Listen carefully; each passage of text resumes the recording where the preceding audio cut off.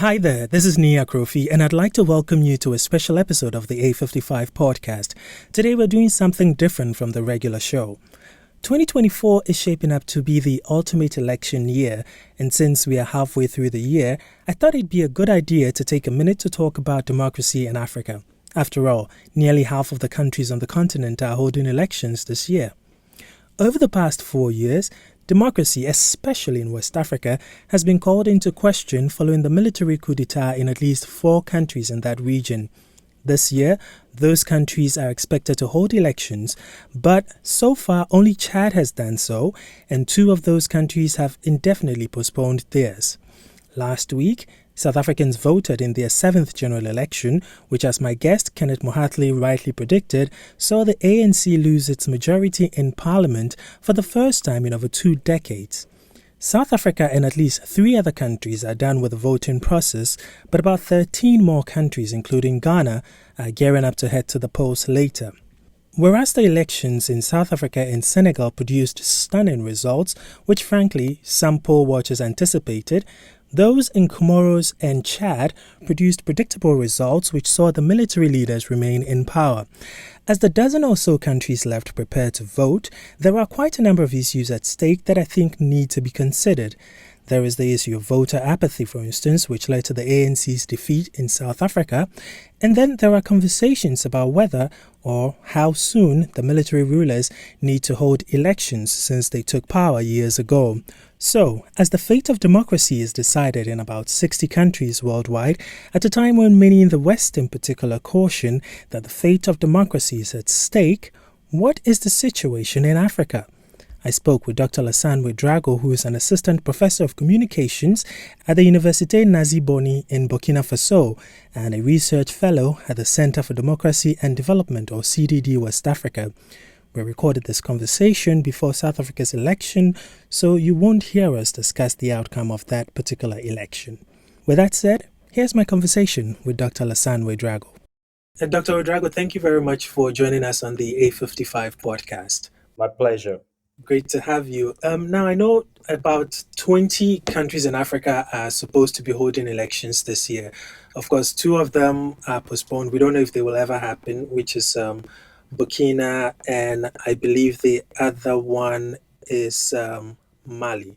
But of the 3 elections that have been held so far, which is Comoros, Senegal, and Chad, I'm wondering if I can pick your brains on what you make of the elections and the results so far. I mean, it's quite interesting that Chad just rounded up its elections with the announcement of the results.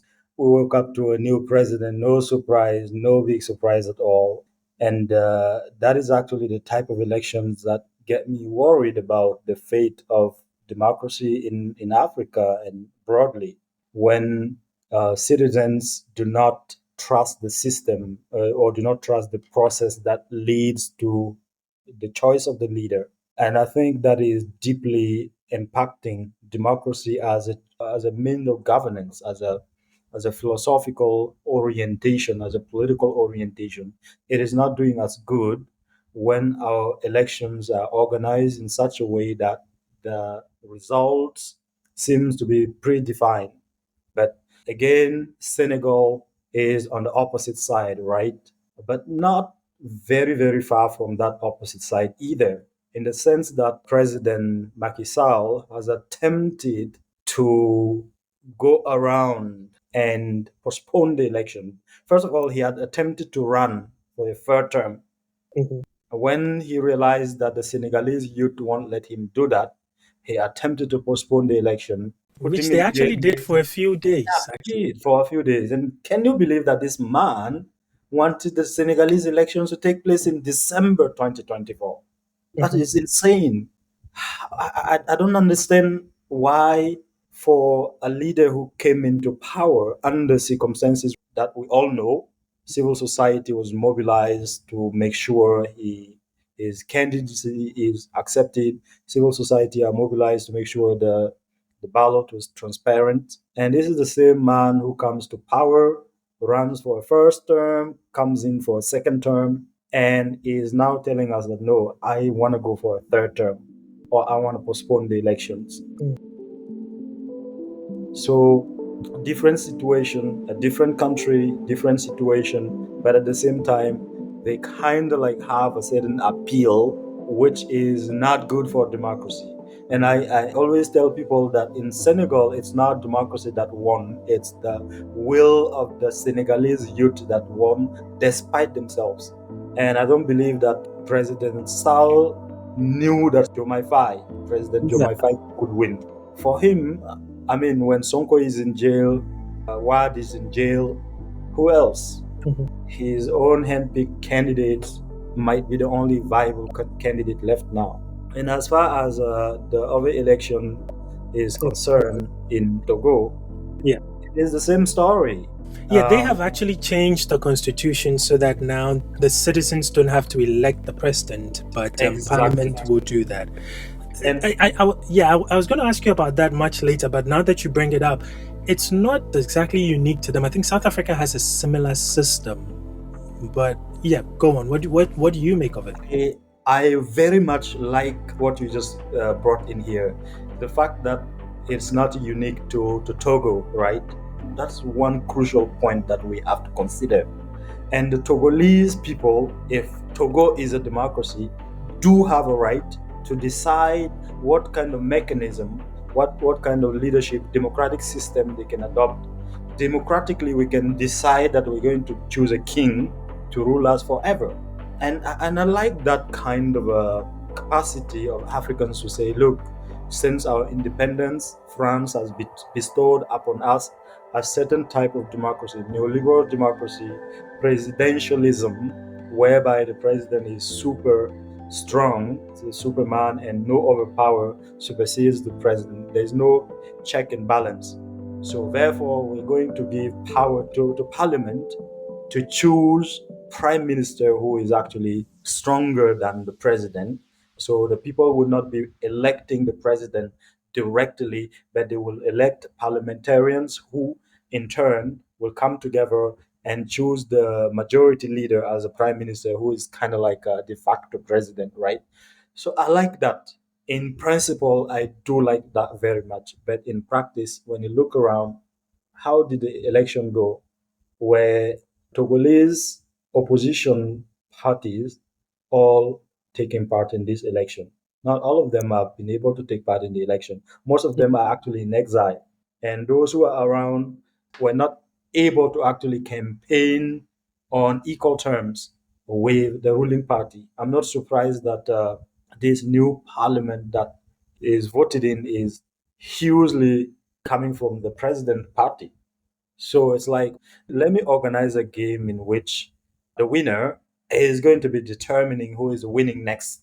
And yet, I own the right, or I own the capacity, the full power to make sure it's tilted in my favor. But some would argue that isn't that the price to pay for democracy, though? You say you want a system whereby the citizens also elect representatives, and as to whether the opposition decides to stay in exile or not, they can still campaign, especially in this age of the internet. If they couldn't do it, and the opposition parties in Togo also couldn't do it, or they did, but didn't get to elect the majority, as we understand that the ruling party now has the majority in parliament, can you then actually fault the ruling party for quote unquote being able to actively campaign to Well, if get I want to this be done? cynical, I would say no, I don't blame them. This is the rule of the game. The stronger ones win and the weakest one disappear, and that's it. This is a winner take all game whereby political leaders who have the capacity to be present everywhere to campaign wherever necessary are able to actually convince the Togolese to come out in large numbers and vote for them to come into parliament. I mean, that is the basic sort of way I can actually look at it. But on the other flip side, were they really allowed to come in? Some of them are actually running out for their lives. Some of them are staying outside of Togo because they cannot live in Togo. They risk their lives living in Togo. And this is the problem with democracy in West Africa, in Africa broadly, but in particular in West Africa, whereby we take the certain tenet of democracy, the basic, but we leave out the spirit behind democracy, what makes democracy really democracy, is the fairness of the competition, allowing everybody to come before the people and expose the projects. What kind of social project do I have for my people? If you vote for me, this is what I'm going to do. This is how I'm going to do it. This is how I picture this nation to be in years to come. This is how I'm going to fix the issues impacting your daily lives and so on and so forth. But when that competition is not permitted, when opposition parties are not allowed to compete on equal terms, when some of them are threatened by the state apparatus is used to crush them out of the country, then the end result is democracy that is pretty much devoid of democracy, of the demos, of the will of the demos. It's like what the philosopher Zizek talks about the new trend today, the new liberalism in which we're living. We always want something and the opposite of the same thing. So we want to drink coffee without caffeine. We want to drink beer, but alcohol-free beer. That kind of thing can be seen in Africa. We want democracy, but without the will of the people behind that democracy. But it also, yeah, sorry, I was going to say that it appears that some of the leaders, especially those who have been in power for so long, I can think of Congo and then all the other places, it appears they've also learned this game. They've gotten used to the criticism that you're not given a fair or equal playing ground to everybody who contests. So now, sometimes they don't actually chase the opponents out of the country per se, but then there are gags on them, or they are monitoring them, and they are blocking the internet in certain ways so they can't reach out as much as they would like to other people. So the facade is that, it's an equal playing ground. Everybody has the opportunity to reach out to whoever they want. Someone actually described it as African leaders trying to have a customizable type of democracy. Is that what you think is happening? Yeah, I think as an African, something makes me happy when I see African leaders attempting at Africanizing or customizing it and making it reflect our social realities and so on and so forth. But at the same time, I'm troubled a little bit for the simple fact that when that kind of facade democracy becomes the norm, then where are we headed to? Our natural resources are taken out of the country. Our youth are throwing themselves to the sea, and the notion of the African dream is completely dead in some places. The capacity to think that I can be myself, I can build, I can be someone, dreaming of having children and grandchildren, great children who are going to live where I'm living today, is pretty much something that you don't see everywhere in Africa anymore. And people who are doing well off actually tend to take their pregnant wives to the Western world so that they can give birth there, so that that child can return home with an American citizenship, or the hope for an American citizenship, simply because there is no dream in Africa. When I'm dreaming, I'm not dreaming of an Africa that represents something positive in 10 years, 20 years, 50 years. And I think that is fundamentally what democracy is doing to us. And that leads me to my next thought is, should we actually stop 1 minute and rethink this whole business of democracy seriously, without any complex of inferiority, because that is the trend today. Democracy is the best of the worst form of governments. So are we told. But actually, is it so? Anytime white folks come to tell us something is the best thing, you got to interject a grain of doubt in it. And living in Africa over the past 3 years now, I'm beginning to edge toward thinking system that pretty much says that democracy could actually be the end game. So you strive toward democracy. You don't decree democracy and move toward building a society. We cannot, just decree that from now on, we're going to use an institutional framework that is democratically oriented. Everybody have a choice. and everybody come together and choose the best of us to lead us. And I think that is very, very wrong sometimes in certain contexts, because they obviously do not have the same social intelligence to say that I am going to choose this person because what he's going to do is going to benefit me as an individual, but it's going to also benefit my neighbor as an individual.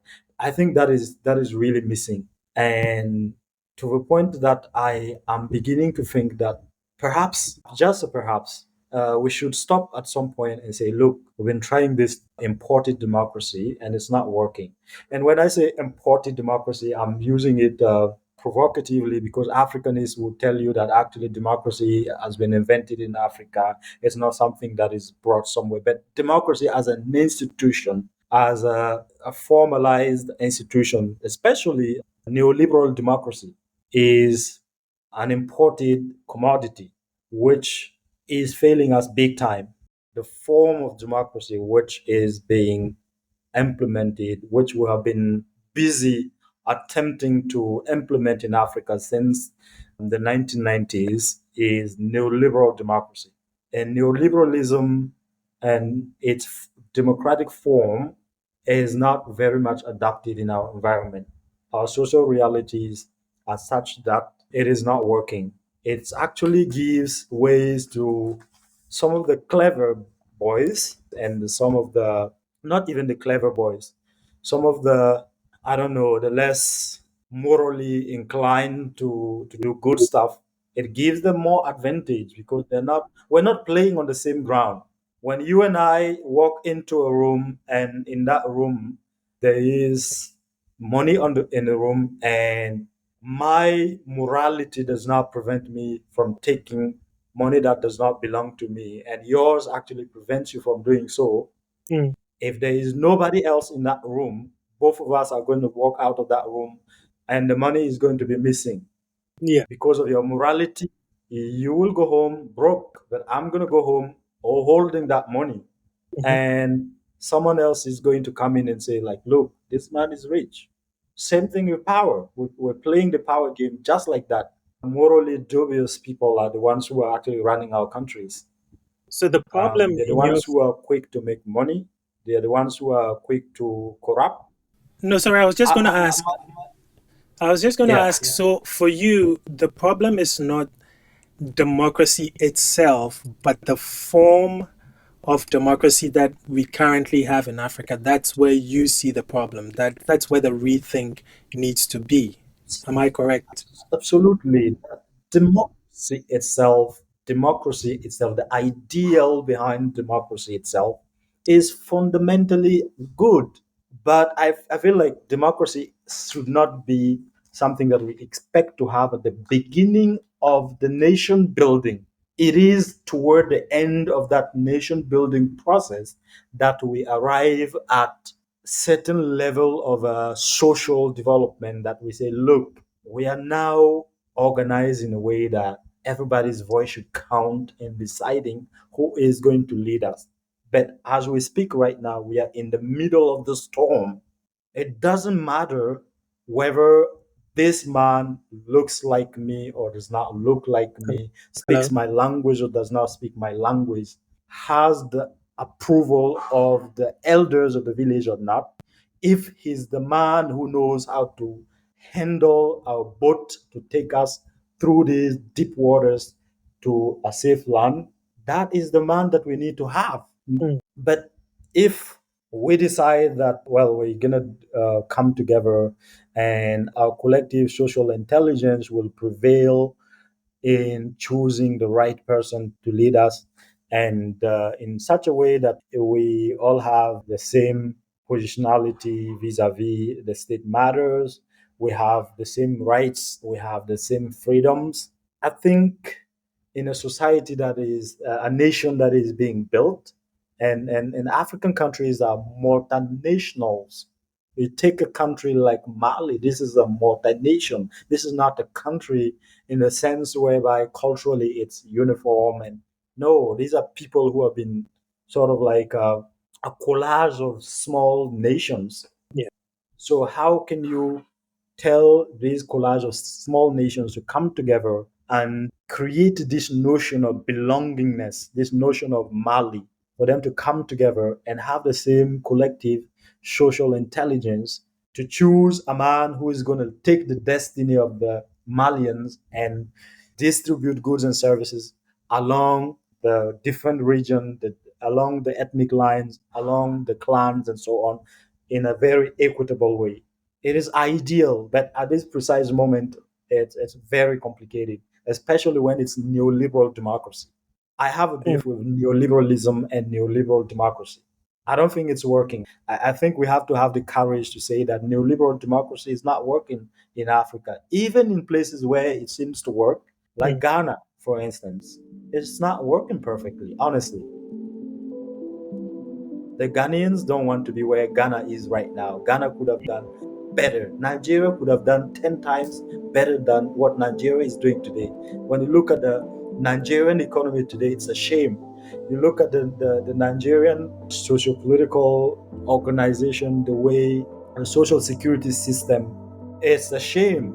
This is the major black nation on this earth, mhm, run by black folk, for black folk. mm. But eventually, you look down closely and you realize that it's a shame. Nothing is working. And it's interesting because as you talk about neoliberal democracy, and of course, it's a sentiment a lot of people share on the continent, especially people of our generation and even those after us. And it's led to what we saw between 2020 and I think 21, 22 thereabout, where we had about 8 different coup d'etats again on the continent when we thought they were a thing of the past. Now, 4 of those countries, I believe, are going to be having elections this year.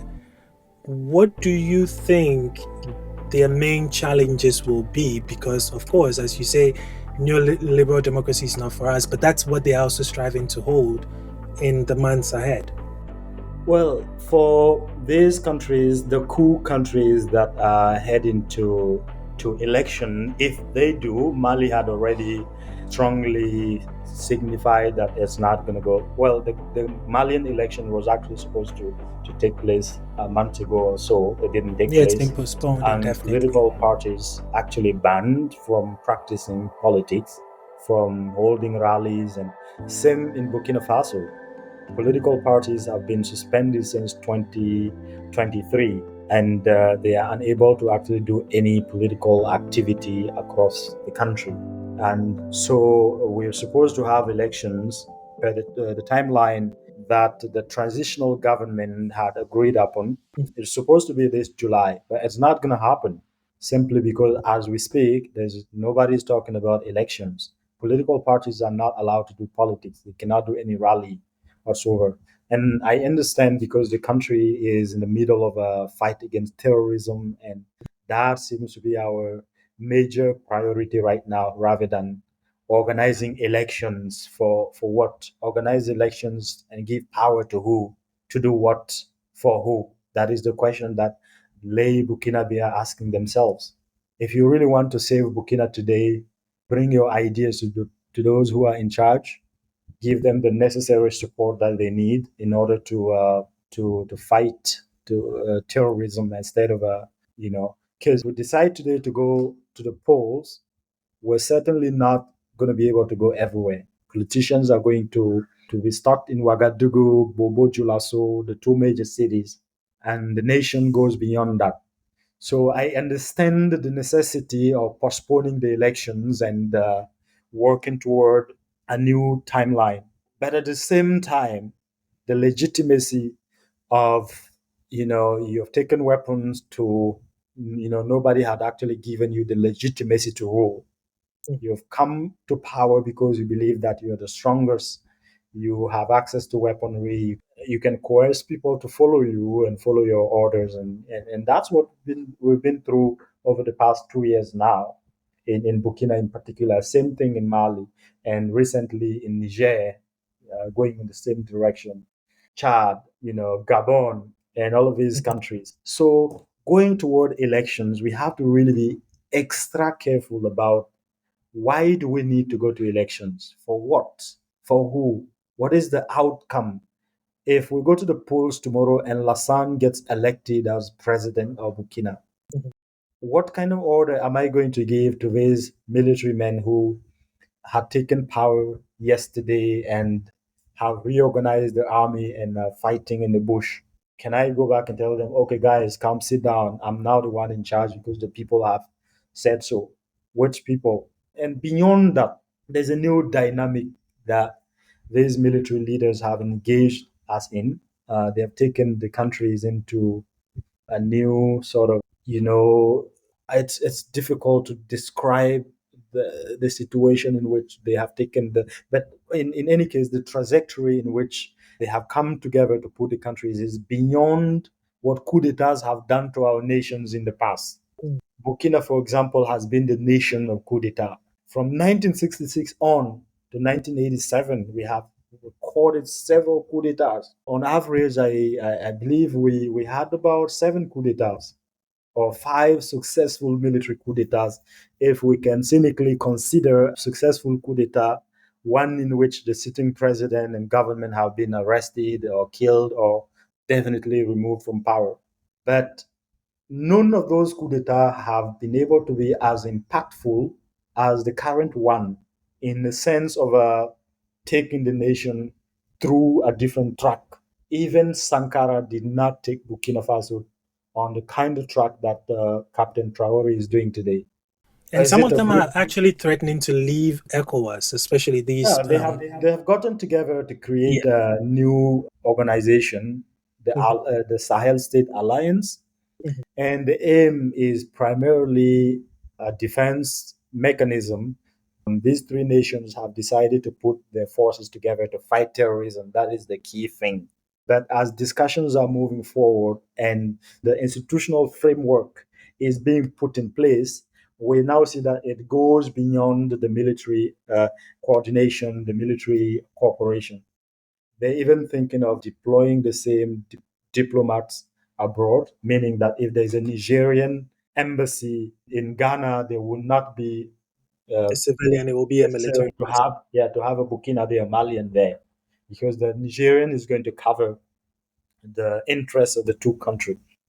But So that but is one what does point. that mean for what we know now as ECOWAS as a bloc?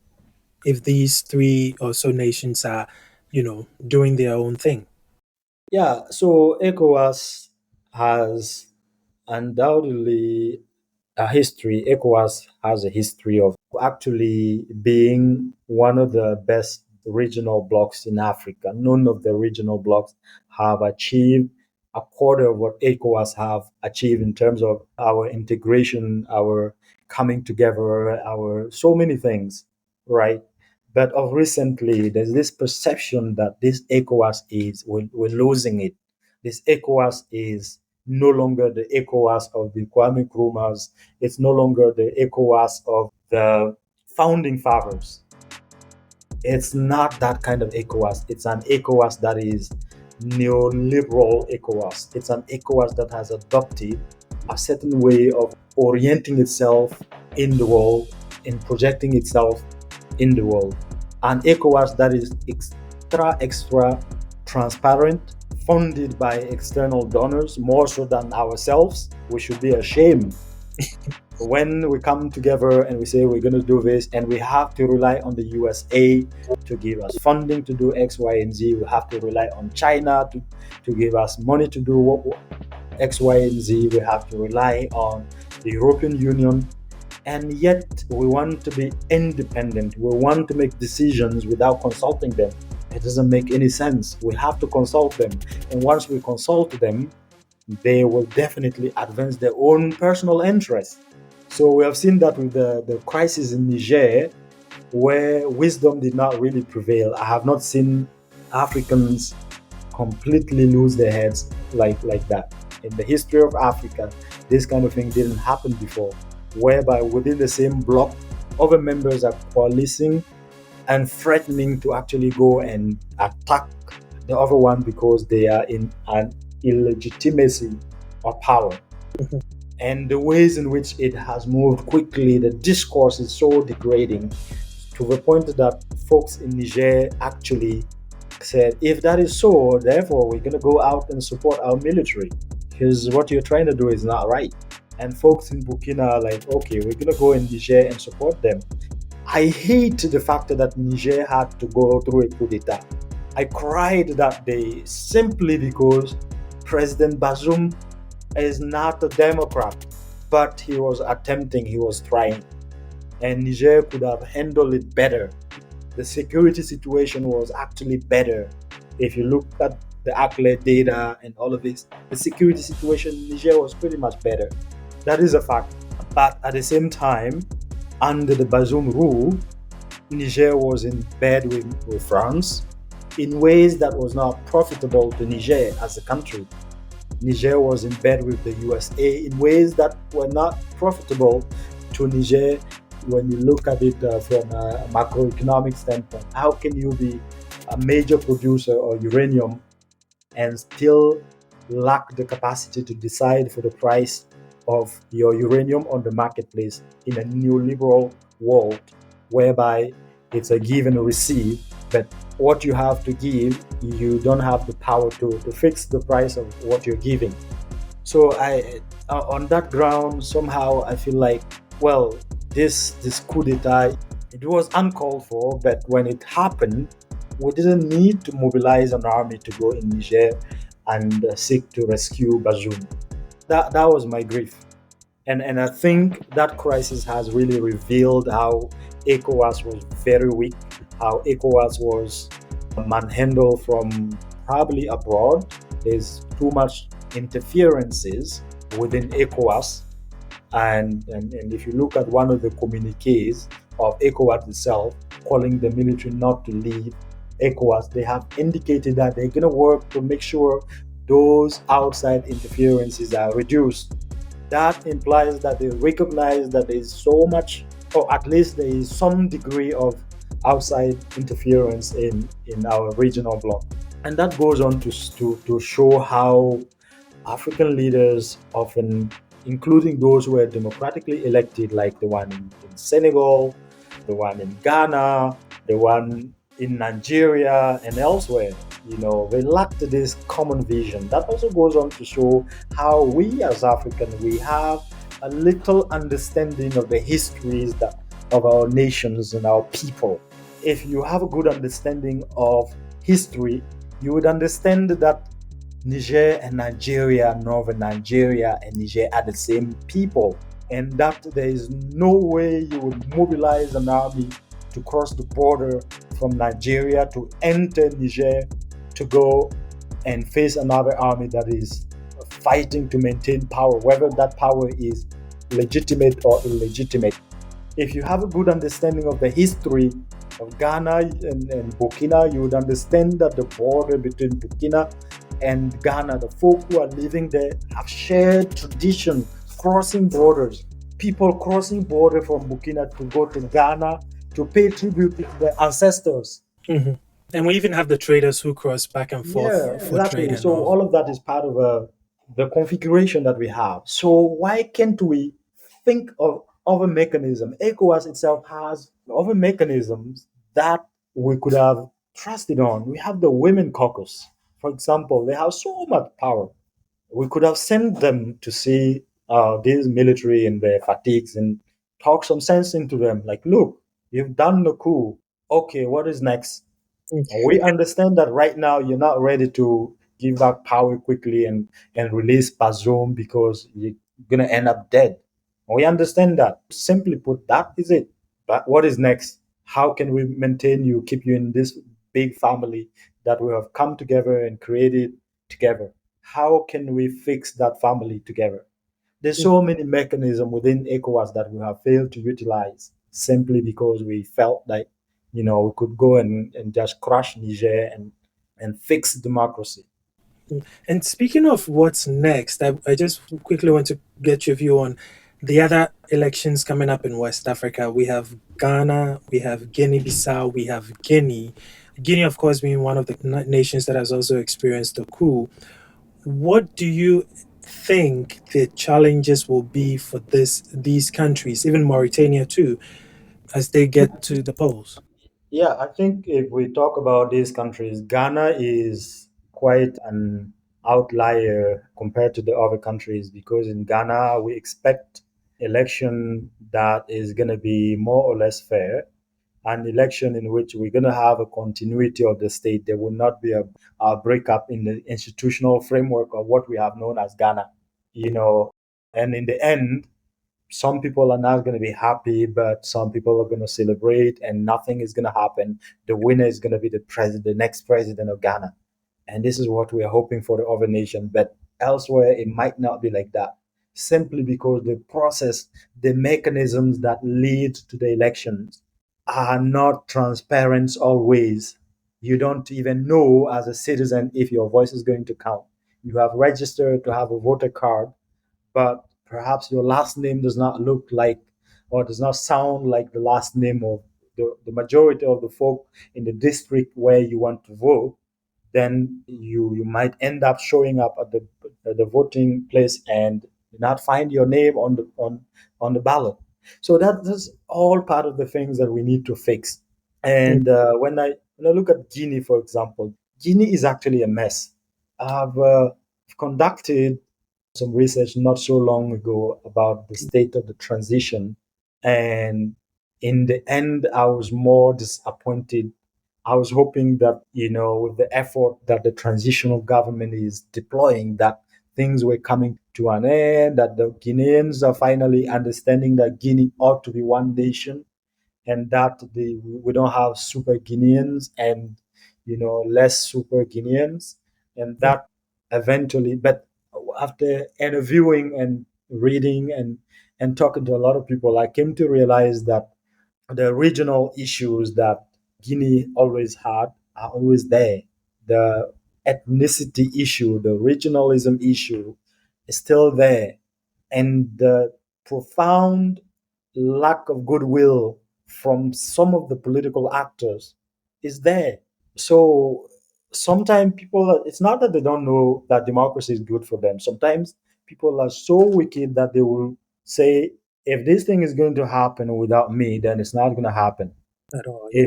If you're a district leader and you want to build a school here, that school is not going to be built under your tenure, even if my children are likely to go to that school. It got to be me leading that district before we build that school.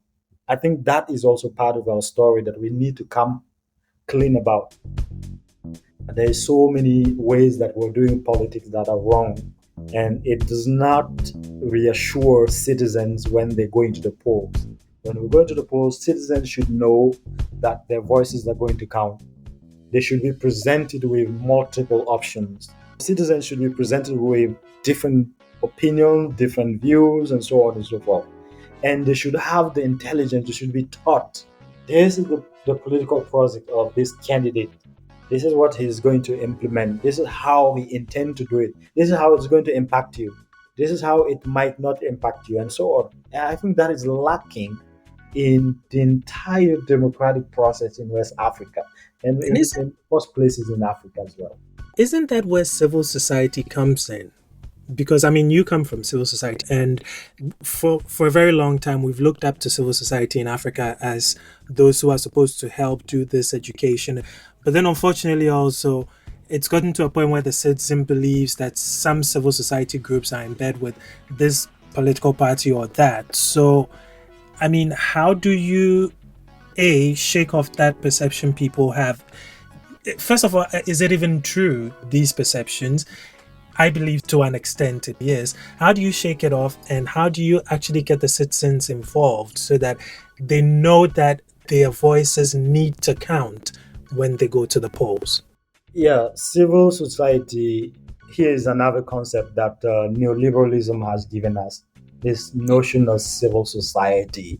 Faceless, tasteless, money hungry group of folks who often come together and navigate through the realms of the institutional frameworks and are able to operate legally because they have come together and decided that their mission is X, Y, and Z, their values are X, Y, and Z, but they do not know how to get resources to actually advance those missions. So they have to quickly go to bed with political parties. They have to go quickly in bed with certain donors. They have to, I'm not saying that all of them are like that, but what I'm driving to is that civil societies are not that much civil always and everywhere. We are abusing the concept of civil society when we invite them into the discourse of democracy. I rather deal with citizens. I rather deal with the people, the demos, instead of the folks who are organized and are talking on their behalf, the civil society. I joined the civil society world a couple of years ago. I'm still part of it. And I'm beginning to see some of the cracks, some of the things that don't work well within civil society itself.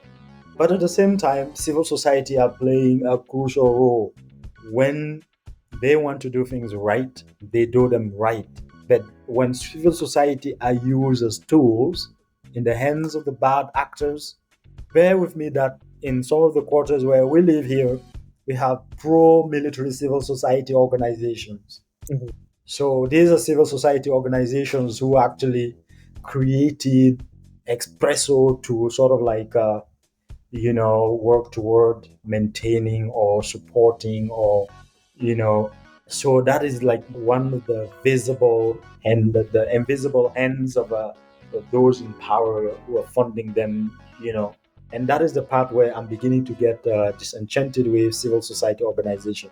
But taken all together, civil society organization do play a crucial role. Here's an area where they contribute enormously, helping citizens understand what is at stake when there's an election.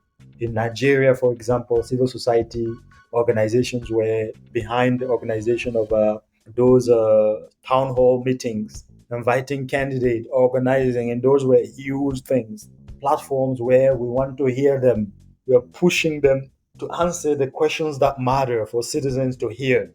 And we're collaborating with the media to do that. And I think that kind of role is there. We should play that. But when civil society is involved in, ideological redistributions, such as, democracy is not a good thing, democracy is a Western made thing, and so on. We have civil society that actually stand for that. And they might not be many, but, they're part of the game. Mm. Okay, So I I think civil society is overrated. The notion of civil society is overrated, honestly. that's interesting. Okay, well, so before we wrap up, I just want if you could give a message briefly, because from America to Ukraine to parts of Europe, about 60 countries in all are having elections this year. And one key theme that strings through all of these is we hear that democracy is at stake. Everybody's talking about that. What would be your message to Africans, and especially the African countries that are having elections this year? What do you have to say to them about safeguarding democracy in their respective countries? My message is primarily those who are vying in positions in those elections to understand that to be a leader, it's not a job whereby it's like nobody was born to rule. The concept of political entrepreneur has emerged here, whereby people are telling us that, look, I'm a political entrepreneur, meaning that when he wakes up in the morning, he does not own a shop, he doesn't own a farm, he's not doing business outside, trading goods and services, but he's doing politics as a means. It's only through politics that he wants to bring food on the table at home. And I think that is deeply wrong. Even in traditional societies whereby we had people who were born somehow to rule because they were born as in a king family and so on, they are princes and princesses. Even them do not consider themselves as political entrepreneurs. So my message is to tell all of those people who want power to think about it. If I'm going to get involved in a process whereby people are going to lose their lives, is it really worth it? Is it really worth it to be a candidate to run for position and in the end your supporters and the supporters of your opponents are fighting? That is a failure. That is the failure of democracy. We don't want that. That's one point. Secondly, I want people to understand that democracy should go beyond elections period. Those who are singing every day about democracy. After the election, what are we doing to maintain democracy? What are we doing to nurture democracy? What are we doing in our schools, in our homes, so that the younger generation could understand that, when we are 20 in a group, we need to have someone who is going to, to take care of our well-being. We need to have someone who is going to be thinking of what we're going to eat tonight. We need to have someone who is going to oversee all of that, and we cannot all do that. We all have to play our role. Some of us have to be journalists reporting what is happening. Some of us have to be teachers. Mhm. And until we sort of like decolonize or deconstruct, demystify power, so that I do not need to know someone in power before I'm able to actually feed my family. Mm. I don't need to be a political entrepreneur before I'm able to actually live a life, simple life, happy life. And in Africa, everything is political. It's deeply political. When you go to the USA, you can talk to someone at Walmart. They might not even know anything about what is happening outside. I'm not asking for that kind of stupidity. I want to see a certain level of awareness, but not a level of awareness that is translated into brutality and violence. And no, we should coalesce all of this energy, the African energy, the youth energy, toward building something. This world is a beautiful place, and we're here for just a short period of time. We're not here indefinitely. And by the way, we should leave it for the next generation. They should come and find animal species. They should come and find trees and water and resources to use and continue living. We're not even thinking about that. When we come to power, we just want to enrich ourselves, and we don't care about the next generation. And those who are supporting us to come to power don't care about that either, because they don't understand the notion of life. I think we need to go back to the basic tenet of life. What is life? What are we here for? What are we doing? Where do we want to go next? Mm. Yeah, so I believe that until we come down to an understanding of politics that is disconnected from the form of animosity that is happening when we go to the polls to elect leaders, then it's not worth it. And that is why some are even saying, why don't we just indefinitely pick someone to just be our guy? I Mm. understand the frustration that leads someone to want to forsake power indefinitely and put it in the hand of one guy. That is giving up. But I also understand why they want to do that, because people just want peace. People want to go out and work. When they return home from the hard work, they want to return to the children. They want to return to their husbands and wives and live life. That's it. Worship God. Africans are very spiritual, but when it's come to the realm of politics, we forget about our spirituality. Mm. We don't love our neighbor anymore. It is. That's fundamentally wrong. And I think because we have not been taught what democracy is. In Cote d'Ivoire, they have a saying that if someone explained to you what is democracy in Cote d'Ivoire and you understood it, that means that the guy who explained it to you did it wrong. He didn't explain it the right way. Wow. Because if that to me It's- is deep. yeah. Well, so I guess the bottom line is we need to, as you said, rethink democracy, and also make sure, for those who are interested, make sure they truly understand what politics is and entails. And for those who often say, I'm in to serve, they should mean their words when they say them. Absolutely. All right. Dr. Lassane Ouedraogo, thank you very much for joining us on the podcast today. It's my pleasure. Thank you for having me.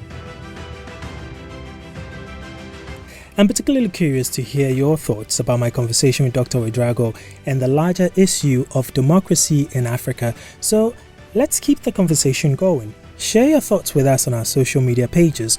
On X, formerly Twitter, and Instagram, find us at A55pod, or search for A55 Podcast on Facebook to leave your comments. And for those of you who listen on Apple Podcast, you can leave your message in the review section under the show's main page. I'll be reading some of your views right here. But that's our show for today. Special thanks to Dr. Lassane Ouedraogo for his time. And thanks as always to my team, Gertrude Davison Tete and Bridra. I'm Nia Krofi Smatabe. Join us again in 2 weeks for another exciting episode of the A55 podcast. And don't forget to rate our show. I'll speak to you soon.